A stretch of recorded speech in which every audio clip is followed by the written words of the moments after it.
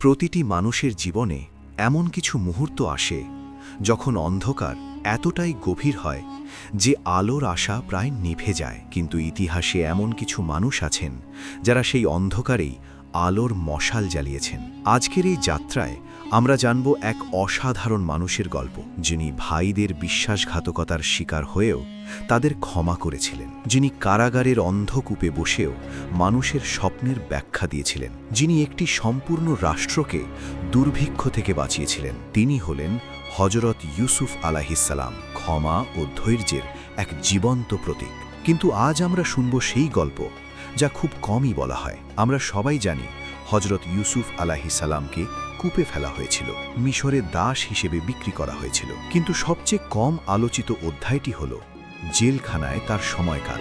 যখন তিনি নিরপরাধ হয়েও কারাগারে বন্দী, তখন তার কাছে দুটি পথ ছিল: হতাশায় ভেঙে পড়া অথবা এই সময়টাকে আল্লাহর ইবাদত ও মানুষের সেবায় ব্যবহার করা। তিনি বেছে নিলেন দ্বিতীয় পথ। কারাগারে তার সাথে ছিল দুজন বন্দী। একদিন তারা স্বপ্ন দেখল। একজন দেখল সে আঙুর নিংড়ের রস তৈরি করছে, অন্যজন দেখল তার মাথায় রুটি রাখা আছে আর পাখি সেই রুটি খাচ্ছে। তারা হযরত ইউসুফ আলাইহিসসালামের কাছে এলো, কারণ তারা জানত এই মানুষটি শুধু বন্দী নন, তিনি আল্লাহর প্রিয় বান্দা। হযরত ইউসুফ আলাইহিসসালাম বললেন, তোমাদের খাবার আসার আগেই আমি তোমাদের স্বপ্নের ব্যাখ্যা দিয়ে দেব। এই জ্ঞান আমার রব আমাকে দিয়েছেন। প্রথম বন্দীকে তিনি বললেন, তুমি মুক্তি পাবে এবং রাজার সেবক হবে। দ্বিতীয় বন্দীকে বললেন, তোমার পরিণতি কঠিন হবে। কিন্তু এখানেই শেষ নয়। তিনি স্বপ্নের ব্যাখ্যা দেওয়ার আগে তাদের তাওহীদের দাওয়াত দিলেন। বললেন, হে আমার কারাসঙ্গীরা, বহু উপাস্য ভালো নাকি এক মহাপরাক্রমশালী আল্লাহ? এটাই হযরত ইউসুফ আলাইহিসসালামের বিশেষত্ব। সবচেয়ে কঠিন সময়েও তিনি আল্লাহর বাণী পৌঁছে দিতে ভোলেননি। জেলখানা তার জন্য হতাশার জায়গা নয়, বরং আধ্যাত্মিক বিকাশের স্থান হয়ে উঠেছিল। বছরের পর বছর কেটে গেল, তিনি জেলখানায় রয়ে গেলেন, কিন্তু আল্লাহর পরিকল্পনা ছিল ভিন্ন। একদিন মিশরের রাজা এক অদ্ভুত স্বপ্ন দেখলেন। 7টি মোটা গরু আর 7টি রোগা গরু তাদের খেয়ে ফেলছে, 7টি সবুজ শীষ আর 7টি শুকনো শীষ। পুরো রাজ্যের পণ্ডিত, জ্যোতিষী, মন্ত্রীরা এসে বললেন, এটা তো এলোমেলো স্বপ্ন, এর কোনো অর্থ নেই। কিন্তু সেই মুক্তিপ্রাপ্ত সেবক মনে করল জেলখানার সেই বন্দির কথা, যে তার স্বপ্নের ব্যাখ্যা দিয়েছিল। সে রাজার কাছে বলল, আমি জানি কে এই স্বপ্নের ব্যাখ্যা দিতে পারবে। হযরত ইউসুফ আলাইহিসসালামের কাছে বার্তা পৌঁছানো হলো। তিনি জেলখানা থেকেই উত্তর পাঠালেন, তোমরা 7 বছর কঠোর পরিশ্রম করে ফসল ফলাবে, যা কাটবে তার সামান্য খাবে, বাকি সব শীষসহ সংরক্ষণ করবে। এরপর আসবে 7 বছর কঠিন দুর্ভিক্ষ, তখন এই সঞ্চিত খাদ্য কাজে আসবে। রাজা অবাক হলেন, কিন্তু আরও বিস্মিত হলেন পরের ঘটনায়। যখন তাকে মুক্তির জন্য ডাকা হলো, হযরত ইউসুফ আলাইহিসসালাম বললেন, রাজার কাছে ফিরে যাও, তাকে জিজ্ঞেস করো যে মহিলারা নিজেদের হাত কেটে ফেলেছিল তাদের উদ্দেশ্য কি ছিল।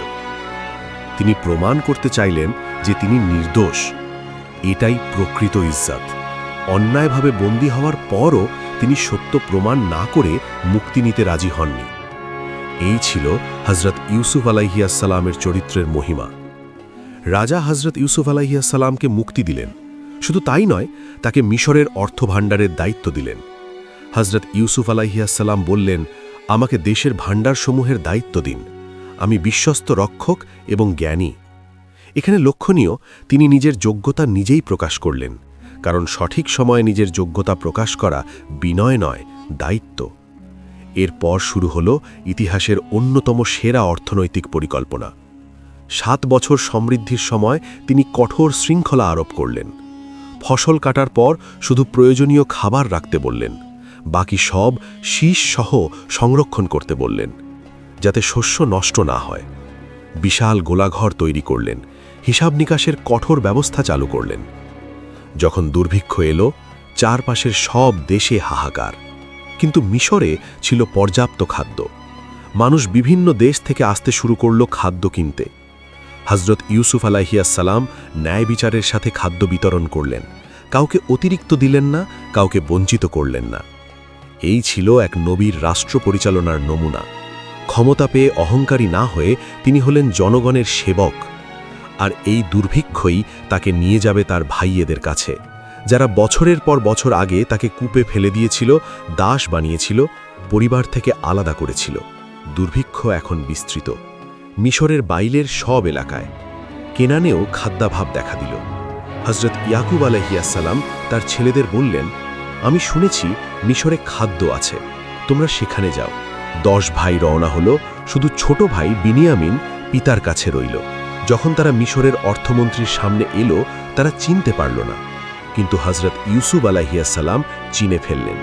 এরাই তার সেই ভাইয়েরা যারা তাকে কূপে ফেলেছিল। এখন তার হাতে সমস্ত ক্ষমতা। তিনি চাইলে প্রতিশোধ নিতে পারতেন, কিন্তু তিনি তা করলেন না। বরং তিনি তাদের খাদ্য দিলেন, সম্মানের সাথে কথা বললেন এবং পরিকল্পনা করলেন কিভাবে তার ছোট ভাই বিনিয়ামিনকে নিয়ে আসা যায়। কয়েকবার আসা যাওয়ার পর যখন বিনিয়ামিনকে নিয়ে তারা আবার এলো, তখন হজরত ইউসুফ আলাইহিসসালাম বিনিয়ামিনকে একান্তে বললেন, আমি তোমার ভাই ইউসুফ, তারা যা করেছে তাতে দুঃখিত হইও না। এরপর সত্য প্রকাশের সময় এলো। তিনি জিজ্ঞেস করলেন, তোমরা কি জানো তোমরা ইউসুফ ও তার ভাইয়ের সাথে কি করেছিলে? ভাইয়েরা হতবাক, তুমি কি সত্যি ইউসুফ? হ্যাঁ, আমি ইউসুফ। ভাইয়েরা ভেঙে পড়ল। তারা বলল, আল্লাহর শপথ, আল্লাহ তোমাকে আমাদের উপর শ্রেষ্ঠত্ব দিয়েছেন। আমরা অবশ্যই অপরাধী ছিলাম। এবং এই মুহূর্তে হজরত ইউসুফ আলাইহিসসালাম যে কথা বললেন তা মানব ইতিহাসের সবচেয়ে মহান ক্ষমার উদাহরণ। আজ তোমাদের বিরুদ্ধে কোনো অভিযোগ নেই।